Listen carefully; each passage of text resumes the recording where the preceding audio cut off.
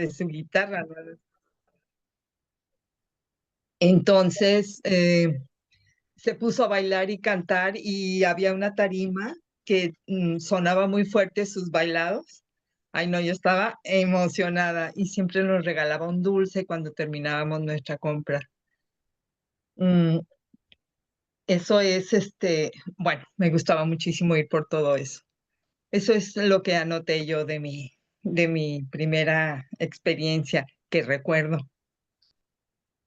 Bueno, me parece bien importante, a ver, nosotros estábamos viendo la cara de María Asunción y era una cara que nos estaba transmitiendo también. O sea, su sonrisa y aunque ella dice, bueno, pues de los olores como que se me cruzan de la tiendita, pero ese recuerdo está así tan vívido que en este momento lo vuelve vuelve a su memoria y entonces recuerda recuerda los detalles, pero pero sobre todo el sentido, ¿sí? Una guitarra que llegó en una Navidad a la casa con su hermano. Entonces, ¿cómo, por ejemplo, nosotros podemos hacer una historia nada más de la guitarra que había en la casa o de la guitarra del hermano? Podemos hacer un relato. ¿Qué pasaba con esa guitarra, no? Si aprendió a tocar, no aprendió a tocar, si era un juguete, qué pasaba, cómo lo cuidaba, pero también de los juguetes que nosotros recibíamos, ¿no? Entonces, muchas gracias, María Asunción. De Adriana, nada. adelante. Hola, buenos días. Buenos Bueno, días. yo escribí algo, no es muy extenso, espero no aburrirlas. Voy a iniciar. El barrio de Belén, lugar donde nací, se ubicaba muy cerca de lo que hoy es la Glorieta de la Normal y no muy lejos del centro de la ciudad de Guadalajara. Ya desde la década de los 60 y 70, era una zona completamente construida para familias, generalmente de clase media, como trabajadores de empresas, pequeños comerciantes y uno que otro profesionista, como maestros, que era el caso de mi familia. Contaba con los servicios básicos como tiendas, tortillerías, cremerías, escuelas, un hospital y hasta pequeños negocios para la venta de comida u otros servicios que se solían demandar, como la reparación de calzado, talleres mecánicos, taller de reparación de electrodomésticos, carpinterías, entre otros. Mi casa se ubicaba justamente en la calle de Belén, en el epicentro de toda la actividad del barrio. Nací y crecí en esa casa hasta la edad de 9 años, que nos mudamos cuando mis padres construyeron la casa familiar en otra colonia. Belén se caracterizaba por ser un barrio amable, seguro y alegre, en donde los vecinos se conocían, convivían, se apoyaban y los niños se hacían amigos y salían a jugar a la calle en las tardes. Pues en aquella época se acostumbraba a salir con otros niños después de haber comido, apoyado en las labores del hogar y hacer los deberes escolares. Me gustaba mucho salir a jugar, tenía varias amiguitas cercanas a mi casa, quienes asistían también a la misma escuela que yo, que era la escuela anexa a la normal, que se encontraba a pocas cuadras de Belén. A mis hermanos y a mí, mi mamá nos permitía salir a la calle a jugar desde aproximadamente las 4 de la tarde hasta no más allá de las 6 o 6:30. Por supuesto que el tiempo pasaba volando y en más de una ocasión trataba de negociar con mamá que me permitiera al menos 5 minutos más, lo cual era prácticamente imposible después de las 6:30 de la tarde, pues había que ayudar a preparar la cena, recoger el comedor, lavar los trastes que se hubieran ensuciado, bañarse e irse a dormir temprano para asistir la mañana siguiente a la escuela muy bien descansados.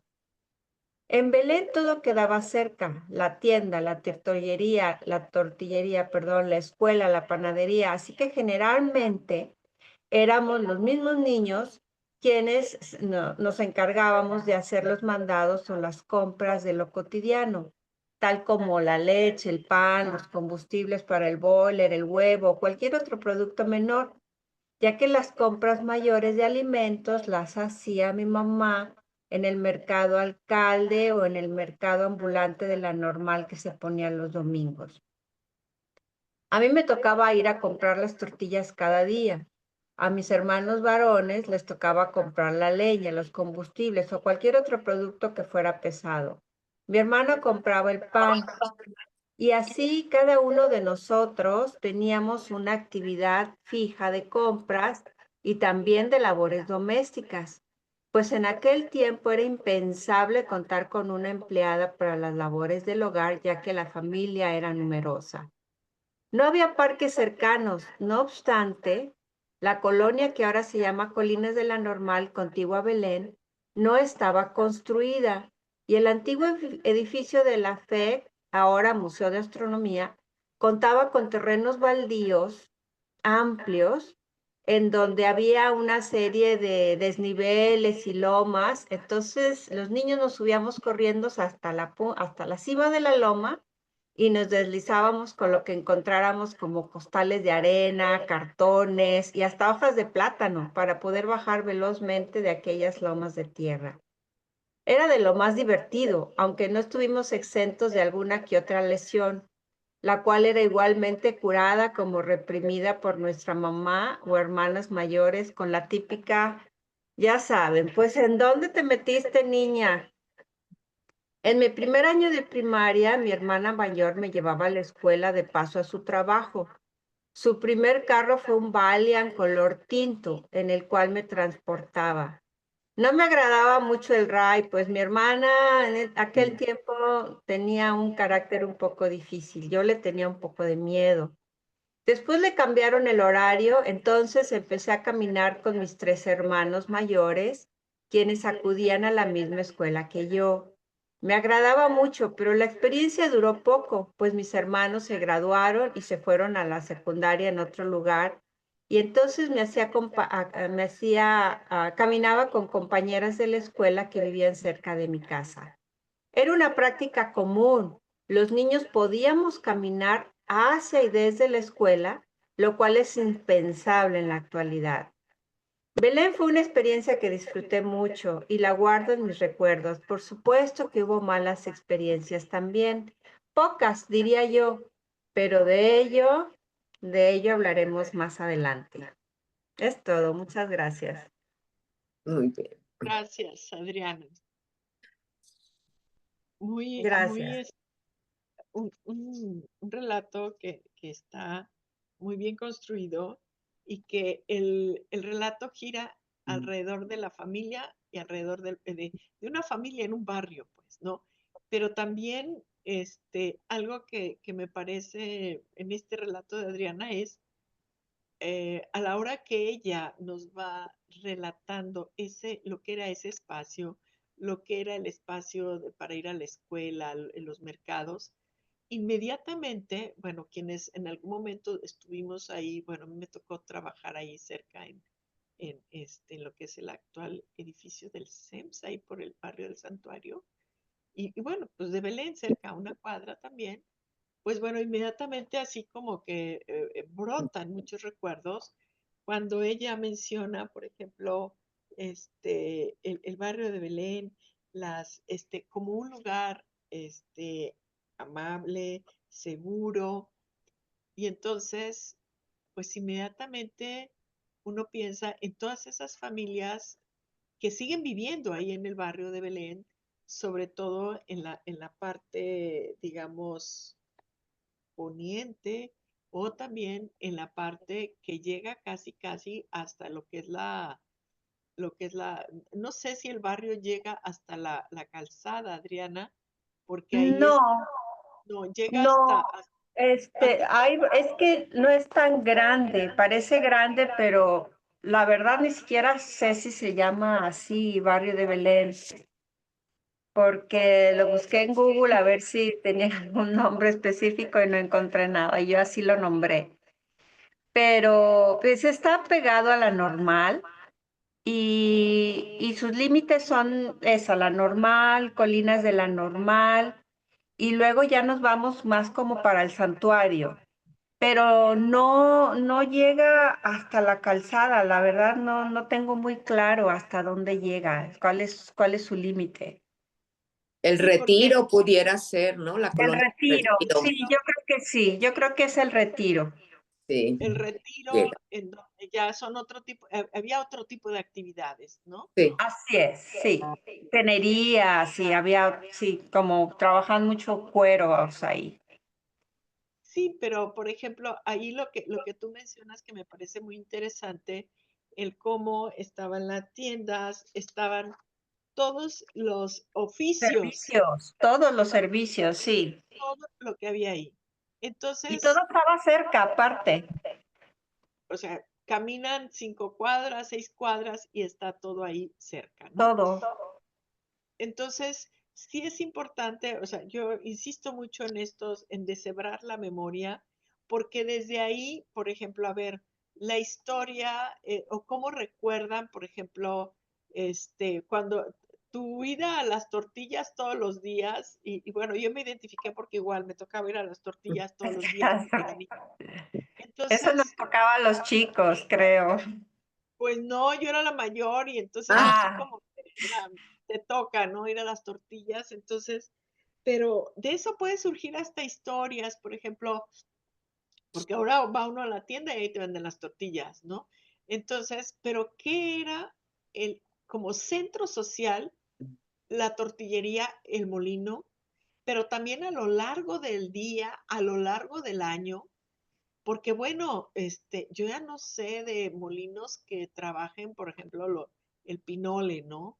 Porque mm, luego en los barrios decían, ah, sí.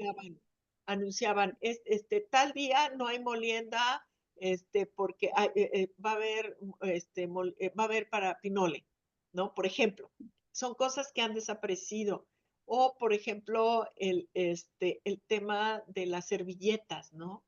Que luego en las casas era así como que, a ver, ¿cuál es la servilleta? ¿Cuáles son las servilletas? Que no se te pierdan, o cosas así como cómo hacías la fila o cómo llegabas por las tortillas y ya la persona que atendía ya te conocía y sabía cuánto ibas a llevar, ¿no? Entonces, bueno, esas pequeñas historias de cada uno de los que están ahí, o por ejemplo, en el mercado alcalde, a mí me sorprende porque desde hace ya 35 años, y la señora que vende el virote, voy allá, ya no voy como fui tantos años todos los días, pero cada que voy, aunque pase un año, 2 años, me reconoce. Oiga, ¿cómo le ha ido? ¿Dónde anda? Es decir, esa parte que tú dices, Adriana, el reconocimiento entre los vecinos, en el propio mercado, y eso origina el cuidado, ¿no? De los niños. ¿Quiénes son los niños, no? ¿Quiénes son los niños que crecen ahí? Por ejemplo, llamaba mucho la atención porque las distintas escuelas de los barrios o de las colonias son digamos, el termómetro para saber si las familias han salido de esos barrios. Por ejemplo, más abajo, ya yo creo que en Tenerías, justamente, la escuela que está ahí junto a la Cruz Roja, que de repente dijeron casi casi que la cerraban porque no había niños. mm, Y Ay, entonces, sí, a ver, qué pena. ¿qué, qué pasa? O, por ejemplo, como las escuelas, la que está ahí anexa ahí en el templo de San José, ahí estudié. pues bueno, entonces en esa escuela era una escuela que cuando uno entrevista a muchas personas que ya no viven ahí, pero que vivieron en el barrio del santuario, esa era su escuela. Esa era su escuela junto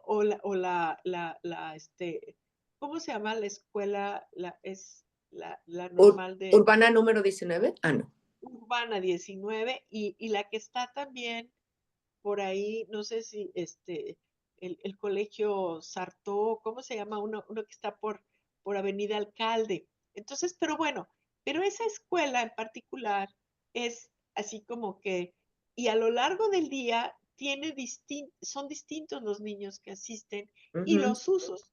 Porque, por ejemplo, a mí me tocó en algún momento ir a impartir clases porque en las tardes, noches, estaban las escuelas municipales.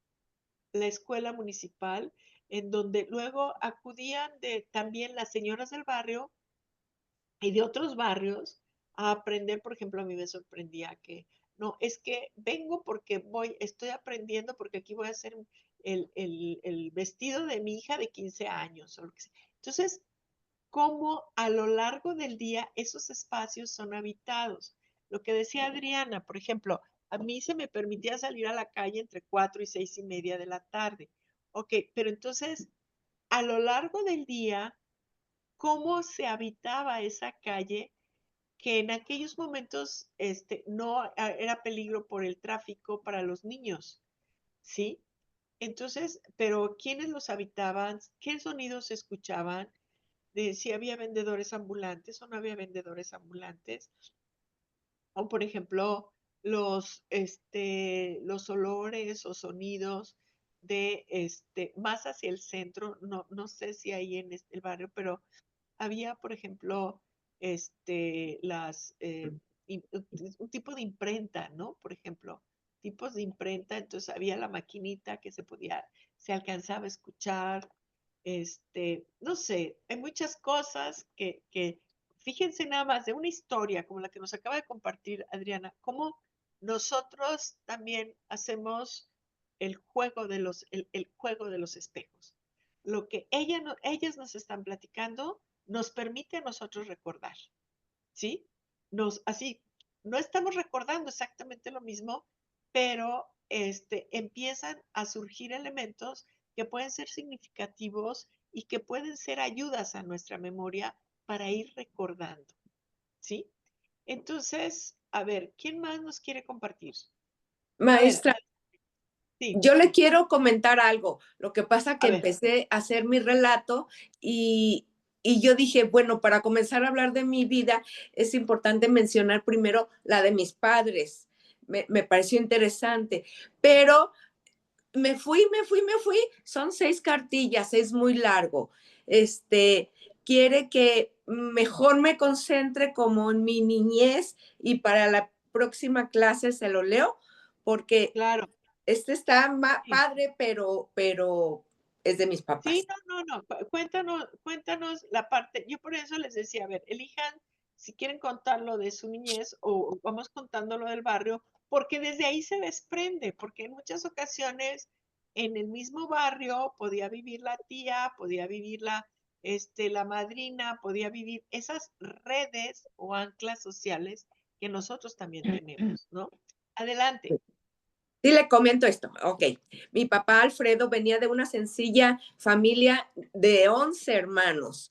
Él era el segundo. Mi abuelito era ferrocarrilero, se llamaba Porfirio Díaz y era algo que siempre nos enorgullecía.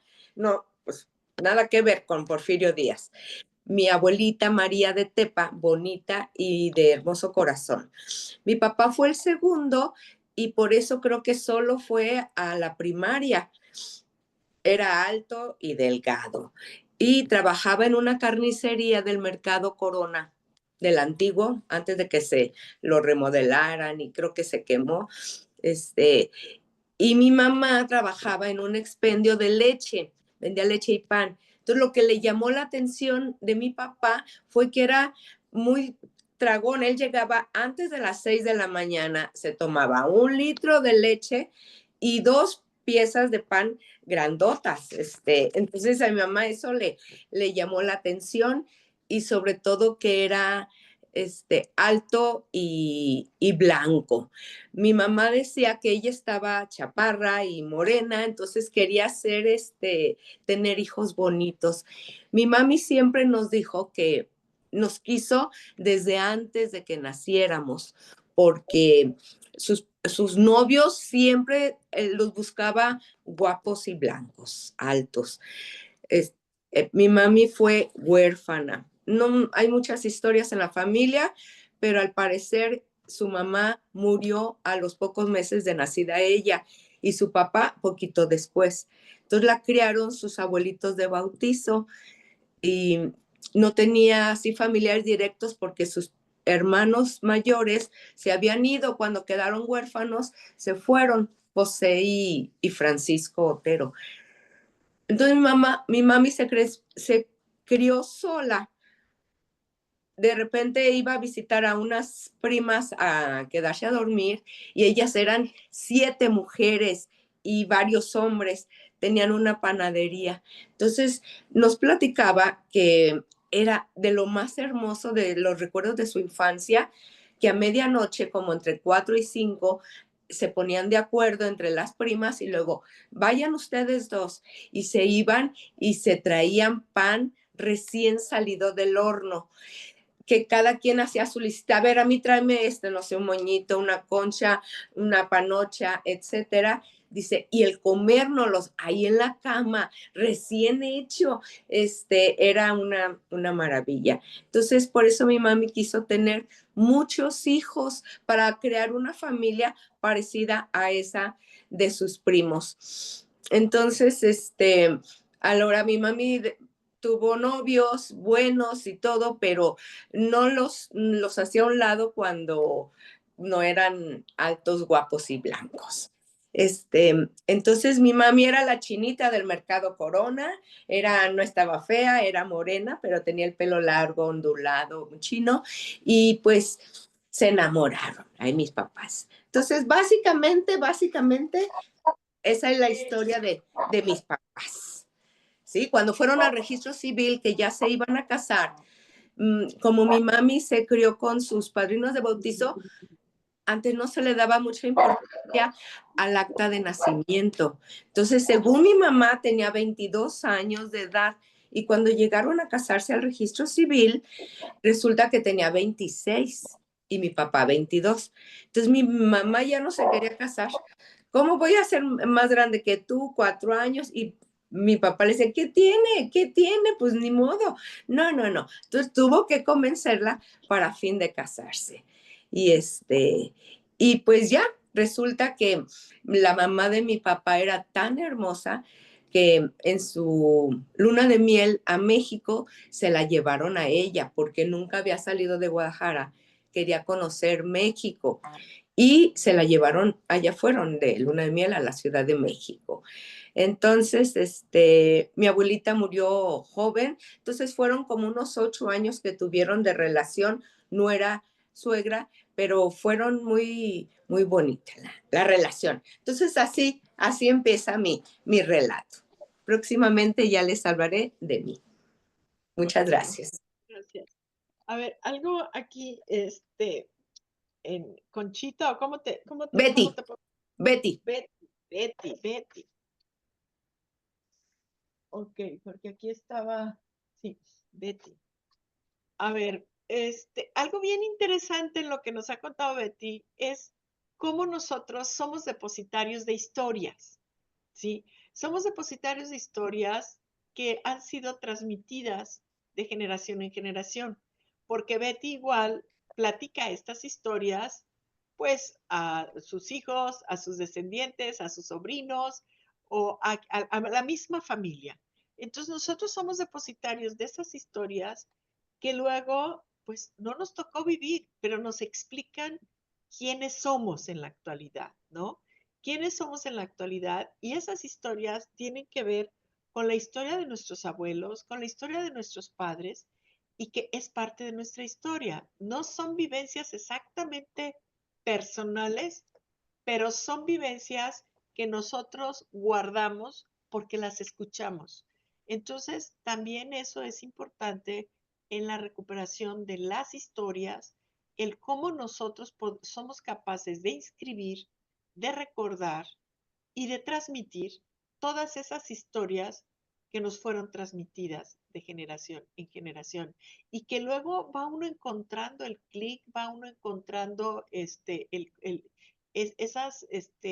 explicaciones que tienen que ver, por ejemplo, cuando dice Betty, pues la panadería, o sea, a mí se me hizo agua a la boca, ¿no? Cuando dice, pues estaban en la cama con el pan caliente, pues eso mismo son sensaciones, olores que también nosotros experimentamos en otros momentos, pero que por eso nos permiten entender ese recuerdo de, por ejemplo, Betty, en tu caso de tu mamá, que dice, es que nos lo comíamos calientito.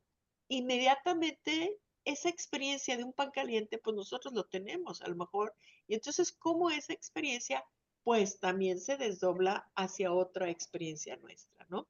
Entonces, me parece que ha sido muy, muy interesante lo que nos han transmitido el día de hoy. Y yo creo que podemos seguir con todas las que nos faltan.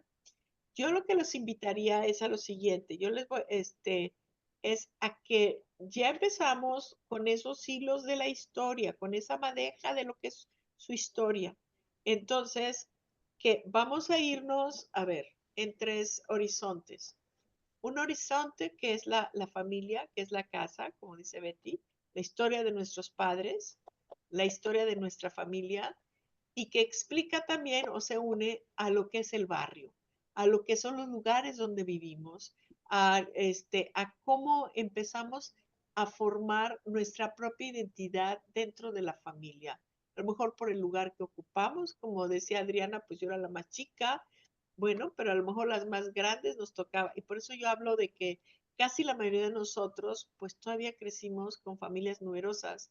Pero entonces, ¿cómo le hacían para que cada uno de nosotros tuviera asignados, o nos asignaban roles, o nos asignaban ciertas obligaciones, pero también eso nos llevó a saber y trabajar con roles o con grupos más amplios, ¿no? Porque de repente eso les cuesta mucho trabajo a los chavos que ahora están y que, pues es que yo fui un hijo único, somos dos nada más en la familia y entonces de repente, pues me aburre y no sé, estoy buscando nada más la manera de cómo molestarlo porque no tengo así como que alguien más, o sea, se desarrollan otro tipo de relaciones, ¿no? Entonces, creo que va a ser muy interesante.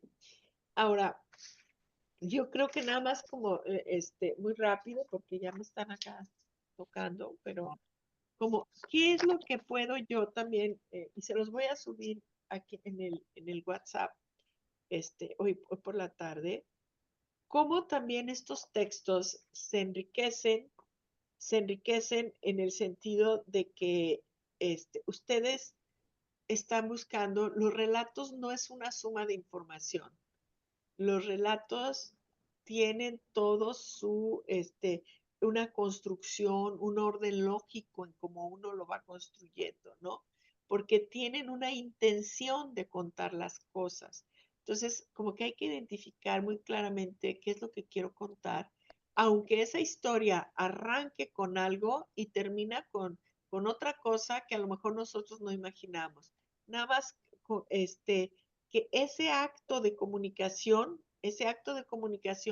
que ustedes nos están ofreciendo, pues también traten de que tenga esa parte lógica, esa parte también algo bien bonito que es la frescura en los relatos, la frescura y el placer de un relato.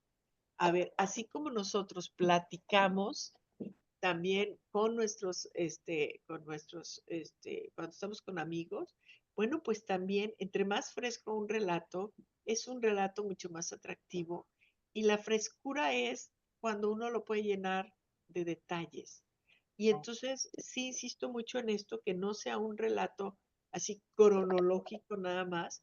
Si ustedes se dieron cuenta en todos los relatos que escuchamos hoy, en ninguno viene ni día, ni mes, ni temporalidad, pero todos entendimos, comprendimos y fuimos siguiendo los relatos, porque en el mismo relato había un tiempo, era el tiempo del relato, pero no son cronologías, eso es muy importante, no son las cronologías, sino que los mismos recuerdos nos están diciendo, por ejemplo, cuando Betty decía, es que mi mamá resultó que era más grande y ya no se quería casar. pues eso nos está dando un ancla temporal de una sociedad en donde como una mujer de mayor edad se va a casar con otro más joven, ¿no? Esas temporalidades no necesitamos la cronología de los años, sino son temporalidades que nosotros las identificamos de manera cultural. O, por ejemplo, el que cuando nos decía también Leti, ¿no? Que nos decía, por ejemplo, cuánto le daban para comprar. Bueno, le daban tanto para comprar y entonces los niños de ahora no conocen las monedas de 20 centavos que todo el mundo conocimos, aquellas de cobre, ¿o no? O, por ejemplo, si, ¿y para qué te alcanzaba a comprar? ¿Para qué alcanzabas a comprar? Entonces, a lo que voy con esto cierro es que a ustedes no les preocupe el que esa ancla de los años, en tal año, en tal, no, o sea, el propio relato y la frescura del relato, la lógica del relato, nos va diciendo a qué generación pertenecemos, ¿no? Entonces, ustedes dedíquense a evocar, a construir, a platicar esos relatos. Inclusive el ejercicio lo pueden hacer con quienes ustedes viven. Y entonces para que luego se abone y se enriquezca y lo vayan escribiendo, ¿no? Entonces, el tema es que ustedes primero empiecen por platicar y que tenga mucha la frescura del relato, que no sea un relato así como que, bueno, yo les decía de dos cuartillas, pero ya Betty nos dijo, no, pues es que yo escribí 6. Pues claro que la memoria no se limita a 2 cuartillas, sino que a ustedes no les dé miedo. Si van a escribir una cuartilla diaria y llegan con 7, no importa, porque están trabajando con su memoria, ¿sí?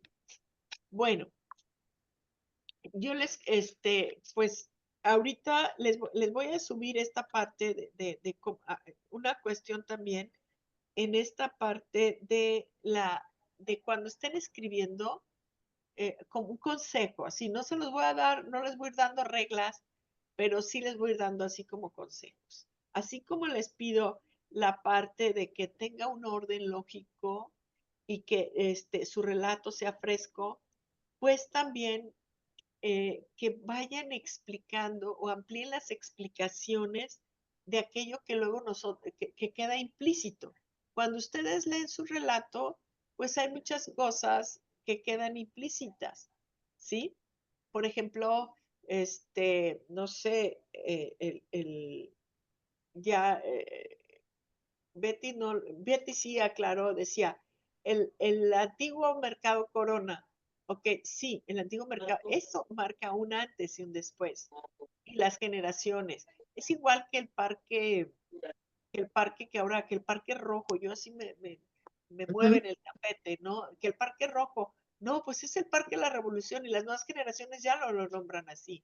Entonces, pero sí, por ejemplo, nosotros podemos decir la avenida, ok, pero en esa avenida, ¿qué era lo que sobresalía?